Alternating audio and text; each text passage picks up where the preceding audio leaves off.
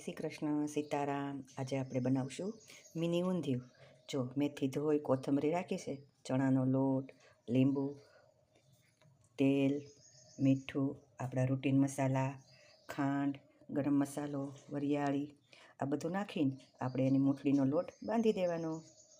જો આ ઊંધિયાનો મસાલો બનાવ્યો, એમાં સીંગ, અધકચરી, ગાંઠિયા, કોથમરી, લીંબુ, ખાંડ, પછી રૂટીન મસાલા, ગરમ મસાલો અને આ બધી આપણી વટાણા, ગુવાર, વાલોળના દાણા, રીંગણા ભરવાના, બટેટા, સરગવો, એ બધું આપણે શાકભાજી એક કુકરમાં મીઠું નાખી હળદર નાખીને એક સીટી હું વગાડી દઈશ। રસોઈયા હોય તેલમાં તળે, પણ હું તેલમાં નથી તળતી।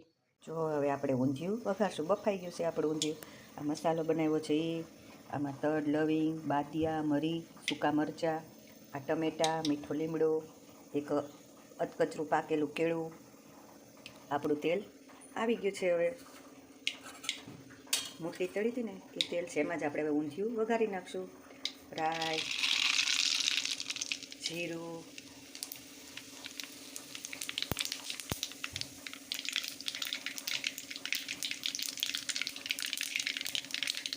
પછી હિંગ, સૂકા ખડા મસાલા,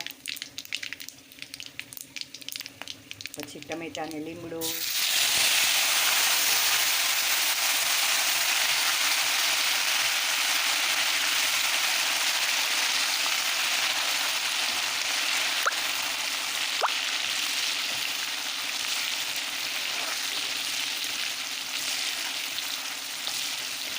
પછી નાખશું કેળું,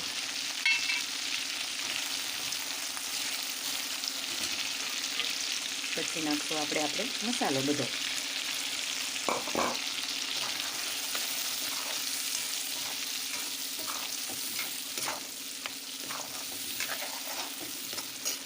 પછી નાખશું આપણું બાફેલું બધું શાકભાજી।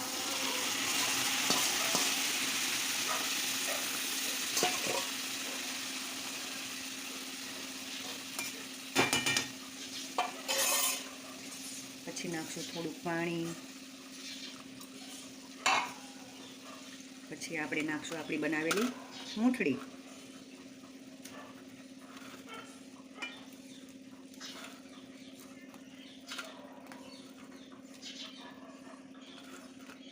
ચલો આપણું ઊંધિયું તૈયાર।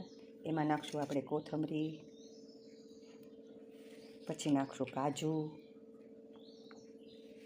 પછી નાખશું દ્રાક્ષ,